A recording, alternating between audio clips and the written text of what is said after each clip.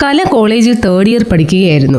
ഒരിക്കൽ അവൾ ഒരു പ്രത്യേക വിഷയത്തിന്റെ റിസർച്ചിന് വേണ്ടി പല വയസ്സുള്ള ആളുകളോട് അവരുടെ ജീവിതത്തെപ്പറ്റി അന്വേഷിച്ച് ആവശ്യമായ ചോദ്യങ്ങൾ ചോദിച്ചു. പലരും തങ്ങളുടെ ജീവിതത്തിൽ നടന്ന വേദനകളും പരാജയങ്ങളുമായിരുന്നു കൂടുതലും പറഞ്ഞത്. ഈ സമയം തന്നെ മുത്തശ്ശിയോടും അവൾ ചോദ്യങ്ങൾ ചോദിച്ചു. മറ്റുള്ളവർ പറഞ്ഞതിൽ നിന്നും വളരെ വ്യത്യസ്തമായിട്ടായിരുന്നു ആ മുത്തശ്ശി പറഞ്ഞത്. തന്റെ ജീവിതത്തിൽ നടന്ന പല കാര്യങ്ങൾ പറയുമ്പോഴും മുഖത്ത് പുഞ്ചിരി വിരിയുകയും സന്തോഷം മിന്നിമറിയുകയും ചെയ്യുന്നുണ്ടായിരുന്നു.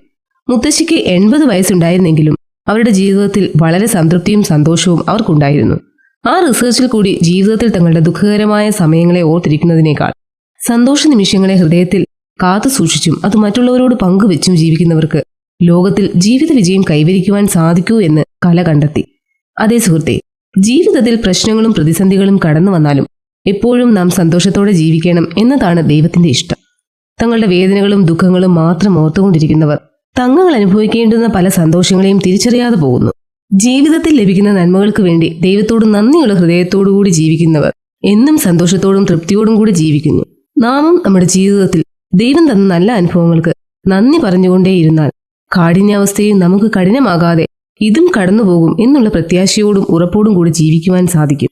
കർത്താവിൽ എപ്പോഴും സന്തോഷിപ്പീൻ സന്തോഷിപ്പീൻ എന്ന് ഞാൻ പിന്നെയും നിങ്ങളോട് പറയുന്നുവെന്ന് വചനവും നമ്മെ പഠിപ്പിക്കുന്നു.